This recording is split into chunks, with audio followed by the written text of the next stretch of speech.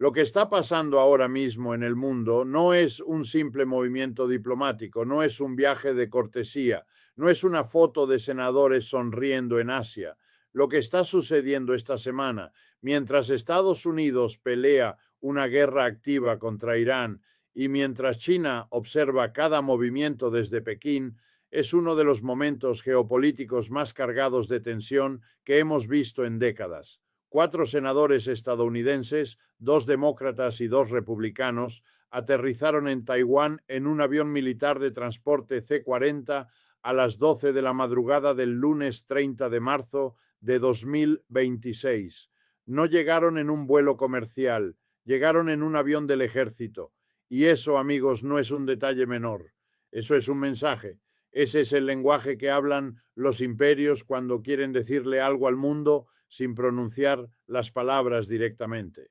Jean Shaheen de New Hampshire, John Curtis de Utah, Tom Tillis de Carolina del Norte y Jackie Rosen de Nevada, todos juntos, bipartidistas, frente al presidente taiwanés Lai Ching-te, hablando de presupuestos de defensa, de alianzas, de armas, de lo que significa que China esté observando cómo Estados Unidos desgasta sus arsenales en el Medio Oriente, mientras el estrecho de Taiwán permanece como la mecha sin apagar del mundo. Esto no es política exterior ordinaria, esto es el sistema internacional reorganizándose ante nuestros ojos. Y si no lo estamos mirando con la profundidad que merece, entonces estamos perdiendo la oportunidad de entender en qué mundo vamos a vivir los próximos 20 años. Entonces empecemos desde el principio, porque para entender por qué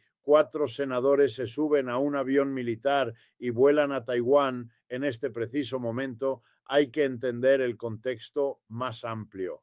Hay que entender que el 28 de febrero de 2026 Estados Unidos e Israel lanzaron ataques militares coordinados contra Irán.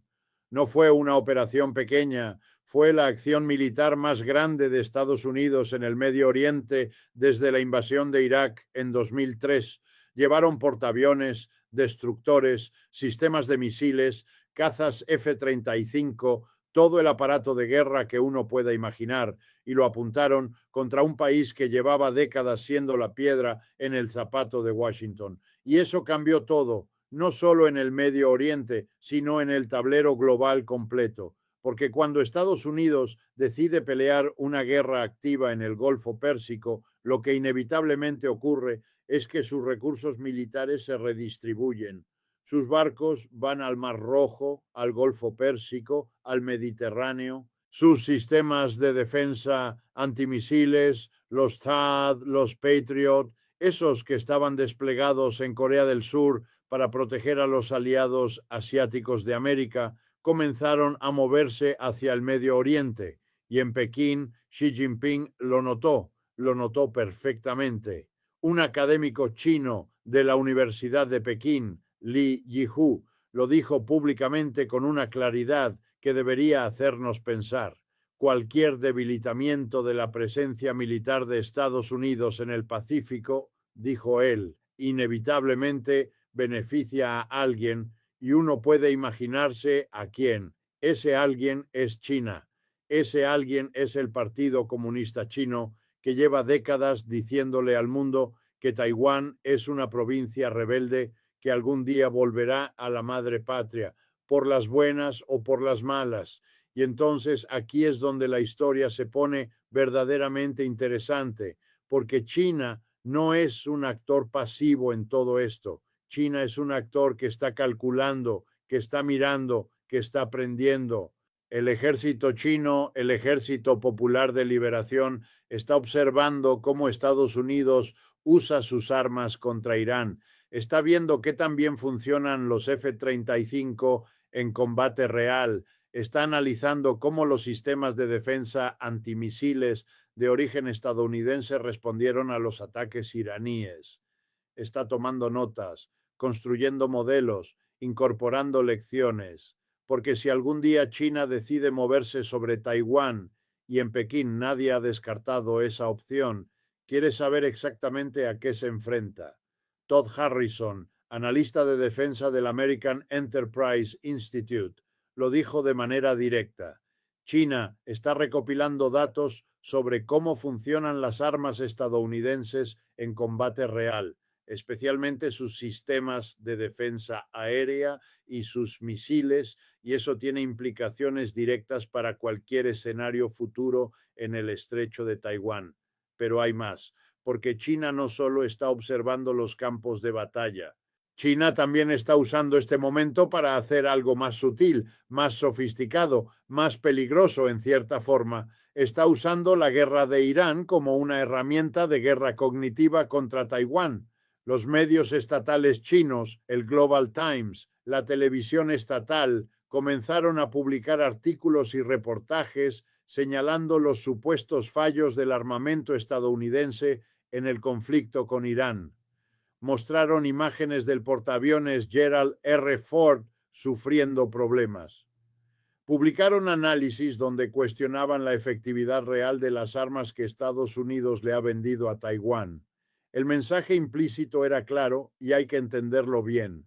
Si las armas de Estados Unidos no son tan buenas como dicen, ¿de qué le va a servir a Taiwán tenerlas cuando China encierre la isla?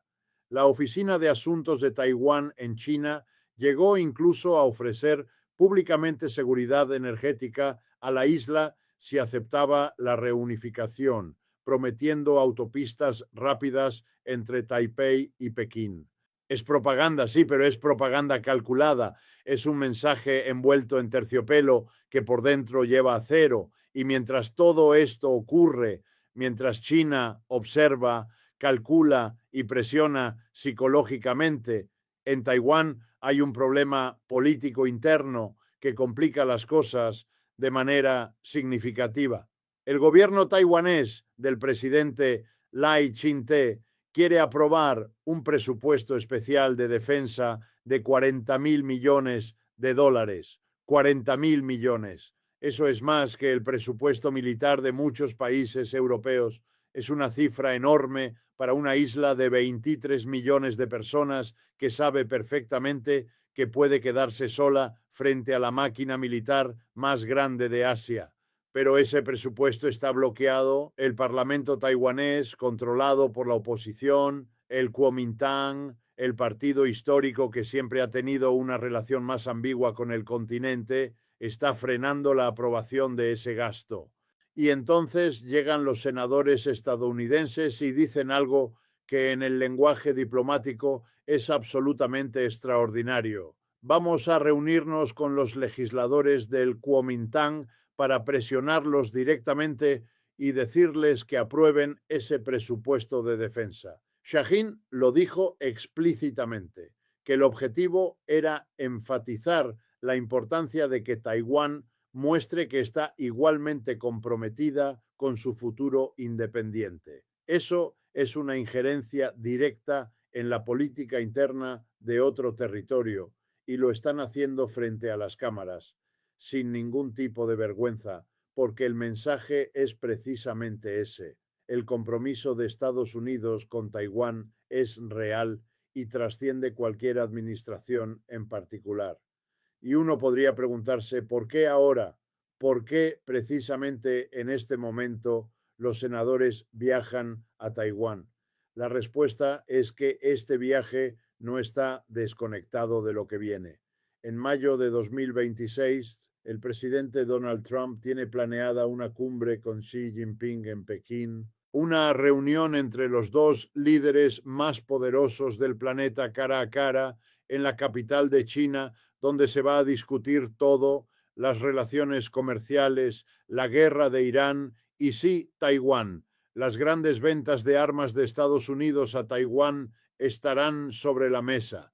China va a presionar para que paren. Y en ese contexto, el viaje de los senadores a Taipei es una movida deliberada para establecer una posición de negociación, para decirle a Trump y decirle a Xi que el Congreso estadounidense no va a abandonar a Taiwán, aunque el Ejecutivo pueda estar dispuesto a hacer concesiones. Esto refleja una tensión que existe en el interior del gobierno de Estados Unidos y que es importante entender porque afecta todo lo demás.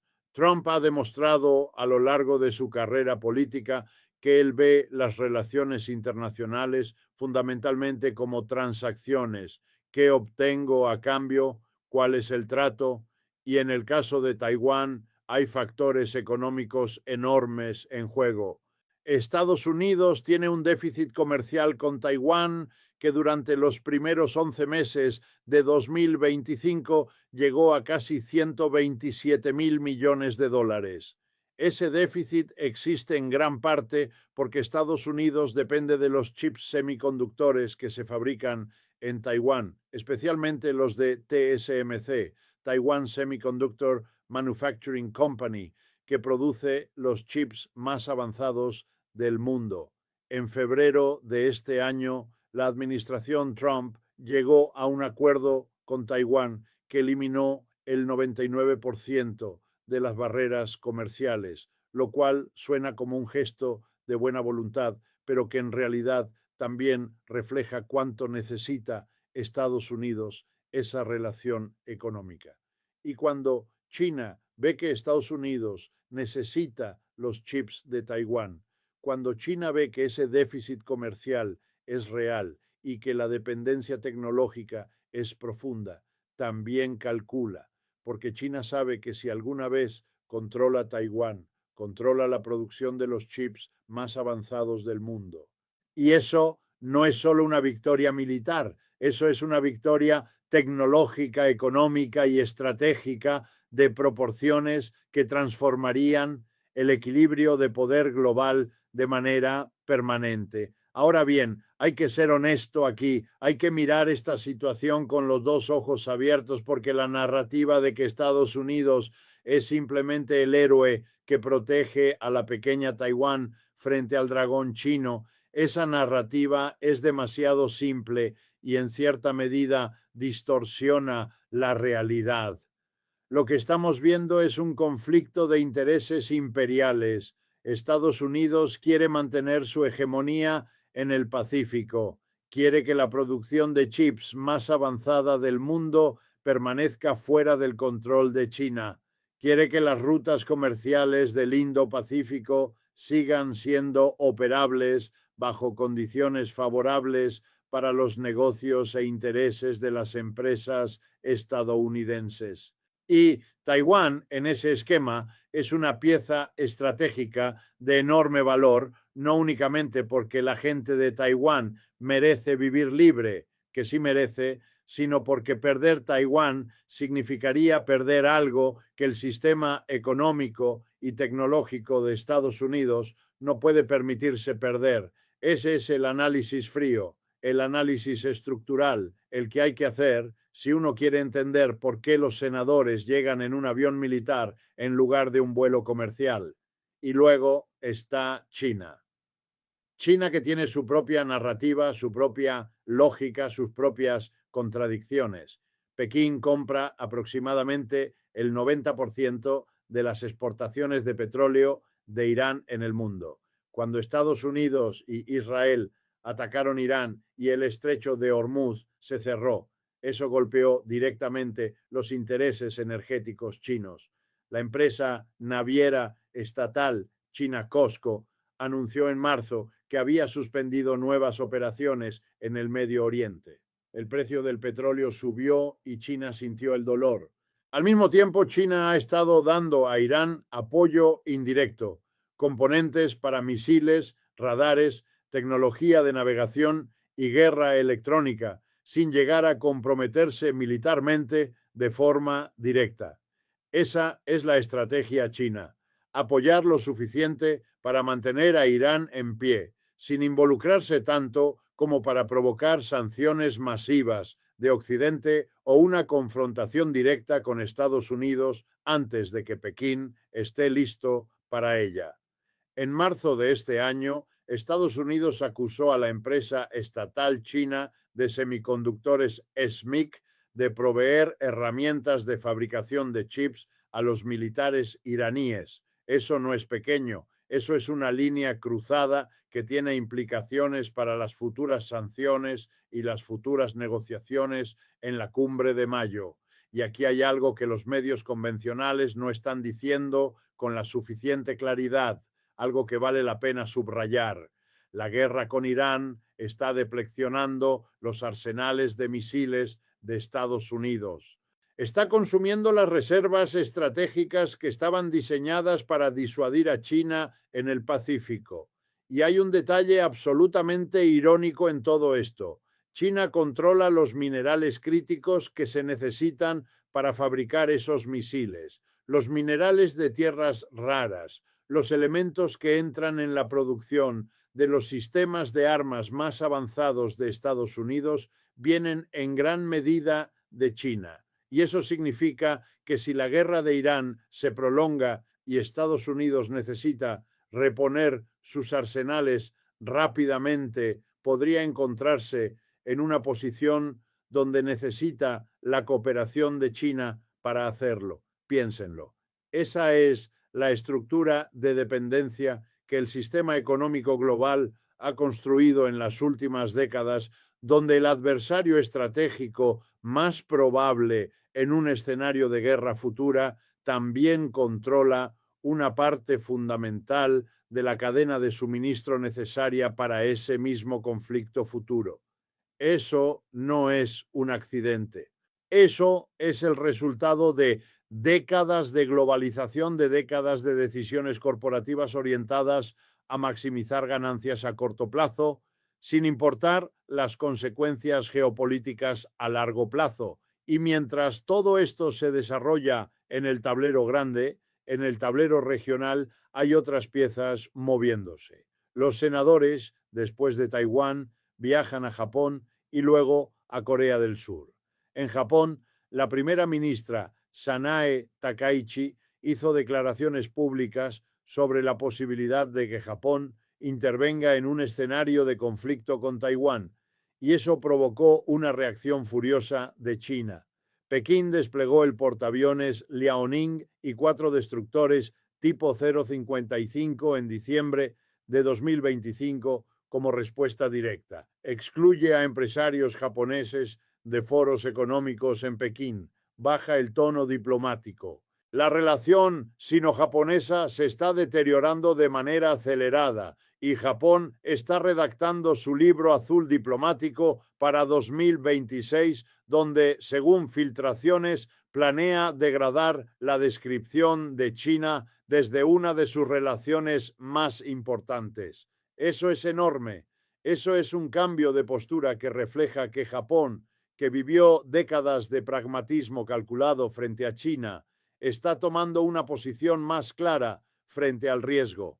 Y en Corea del Sur, los senadores se van a reunir con el presidente Lee Jae-myung y también van a ir a Hawái para reunirse con el almirante Samuel Paparo, comandante del Indo-Pacific Command de Estados Unidos, para preguntarle específicamente cómo la guerra con Irán está afectando la postura defensiva de Estados Unidos en el Indo-Pacífico y qué tipo de apoyo concreto está dando China a Irán. Esa pregunta, esa conversación específica entre los senadores y el comandante militar más importante de la región Asia-Pacífico es la que resume todo, porque es la pregunta que conecta el Medio Oriente con el estrecho de Taiwán. Es la pregunta que reconoce que estos conflictos no están separados, que la guerra en Irán y el riesgo en Taiwán son parte del mismo movimiento de piezas en el tablero global. Hay una frase que uno de los senadores, John Curtis de Utah, dijo que merece quedarse con nosotros porque la vamos a escuchar mucho en los próximos meses. Nuestra alianza con Taiwán es una de las asociaciones más estratégicas y moralmente significativas que Estados Unidos tiene en el Indo-Pacífico. Ahora bien, hay que prestar atención a las palabras estratégica y moralmente significativa. Esas dos palabras juntas, estratégica y moral, son un esfuerzo deliberado de anclar la política exterior en un lenguaje de valores, de principios, no solo de intereses. Porque en la política de Estados Unidos, especialmente frente a una opinión pública que está cansada de guerras, que está viendo a sus hijos ir al Medio Oriente, que está sintiendo los precios subir por la interrupción del estrecho de Hormuz, necesitas poder justificar tus posiciones internacionales no solo con argumentos de realpolitik, sino con argumentos morales. Y Taiwán, que lleva décadas siendo una democracia funcional, que tiene elecciones libres, que tiene libertad de prensa, que tiene todos los atributos de una sociedad abierta. Es exactamente el tipo de actor que permite a Estados Unidos hacer ese argumento con cierta credibilidad.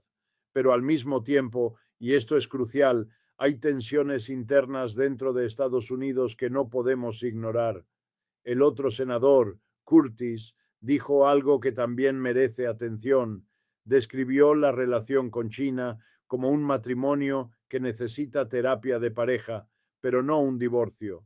Dijo que no hay mundo donde seamos seguros si no tenemos una buena relación con China, y eso refleja algo real. Hay sectores importantes dentro de la clase política y empresarial de Estados Unidos que no quieren romper con China, que dependen de China, que hacen negocios con China, que necesitan que esa relación funcione, aunque sea con fricciones. Y esa tensión interna entre los que quieren contener a China de manera más agresiva y los que quieren mantener los canales abiertos es la que define buena parte de la política exterior estadounidense en este momento. Y esa tensión es precisamente la que China está explotando, porque cuando China ve que Estados Unidos no es un bloque monolítico frente a ella, cuando ve que hay voces en Washington diciendo que no hay que provocar demasiado, eso crea espacio, espacio para presionar un poco más, espacio para seguir construyendo su capacidad militar, espacio para seguir expandiéndose en el Indo-Pacífico, en el Mar del Sur de China, en África, en América Latina. Y es que el juego que está jugando China es de largo plazo de una manera que a veces es difícil de procesar para quienes vivimos en culturas de ciclos electorales de 4 años. China piensa en décadas. Xi Jinping ha dicho que quiere tener la capacidad de reunificar Taiwán antes de 2049, el centenario de la fundación de la República Popular. Eso le da a China todavía más de 20 años para construir su capacidad militar, para presionar económicamente, para esperar que la voluntad política de Estados Unidos se erosione, para esperar que alguna crisis interna en Washington distraiga la atención del Pacífico, para esperar el momento adecuado. Y mientras tanto, sigue expandiendo su presupuesto de defensa, que este año alcanzó 278.000 millones de dólares, un incremento del 7% frente al año anterior. Sigue construyendo portaaviones, sigue desarrollando destructores tipo 055, sigue desplegando cazas reconvertidos en drones de ataque cerca del estrecho de Taiwán, sigue haciendo incursiones en la zona de identificación de defensa aérea taiwanesa con regularidad casi diaria. La presión no es un evento, la presión es una política permanente. Entonces, volviendo a los senadores en Taiwán, volviendo a este viaje que acaba de suceder, lo que hay que entender es que no es una solución, no es la respuesta definitiva al desafío que representa China, es un síntoma, es un indicador de la profundidad del problema. Cuando el Congreso de Estados Unidos siente la necesidad de enviar una delegación bipartidista a Taipei en un avión militar en plena guerra con Irán, semanas antes de que Trump se siente con Xi en Pekín, lo que eso nos está diciendo es que el sistema de alianzas construido después de la Segunda Guerra Mundial, el orden internacional liderado por Estados Unidos, está bajo una presión que no hemos visto desde la Guerra Fría y que los que están al interior de ese sistema, los senadores, los militares, los aliados en Asia, sienten que ese momento de presión máxima ya no es algo hipotético, sino algo que está ocurriendo ahora mismo, esta semana, este mes, en el mundo real. Y entonces uno se pregunta, ¿qué significa todo esto para nosotros? Para los que vivimos aquí en Estados Unidos, para los que trabajamos, pagamos impuestos, mandamos a nuestros hijos a escuelas que se financian con esos impuestos, para los que vemos los precios del combustible subir porque el estrecho de Hormuz está cerrado, para los que conocemos a alguien en el ejército que puede estar siendo desplegado al Medio Oriente mientras el Pacífico queda con menos recursos. ¿Qué significa todo esto en términos concretos, en términos de la vida cotidiana? Significa que las decisiones que se están tomando ahora en Taipei, en Tokio, en Seúl, en Washington, en Pekín, van a determinar si el mundo en el que vivimos dentro de 10 o 20 años sigue siendo uno donde los circuitos integrados que hacen funcionar todo, desde tu teléfono hasta los aviones que viajan por el aire, siguen siendo producidos en condiciones que benefician a los trabajadores y consumidores de Estados Unidos, o si esa producción cae bajo el control de un gobierno que toma decisiones basadas en criterios muy diferentes a los de una democracia abierta. Significa que el precio de los chips, el precio de los productos electrónicos, el acceso a tecnologías de punta, la capacidad de Estados Unidos para seguir innovando en sectores que definen el futuro económico, todo eso está atado a lo que pase en el estrecho de Taiwán. Y hay algo más, algo que se habla poco y que creo que merece decirse con claridad. En este momento de redistribución del poder global, los países de América Latina, las comunidades latinas dentro de Estados Unidos, no somos espectadores neutrales. Somos parte del tablero. Venezuela ya fue intervenida, Irán ya fue atacada y China, que ha invertido enormes cantidades de dinero en infraestructura, en puertos, en recursos naturales a lo largo de América Latina en los últimos 20 años, está mirando cómo Estados Unidos maneja estas crisis y sacando sus propias conclusiones sobre qué tan comprometido, qué tan coherente, qué tan confiable es Washington como potencia hegemónica. Y eso tiene consecuencias para la influencia que China va a seguir construyendo en nuestra región, para los tratados comerciales que va a seguir firmando, para las bases de datos de infraestructura digital que va a seguir instalando. El juego no es solo Asia, el juego es global.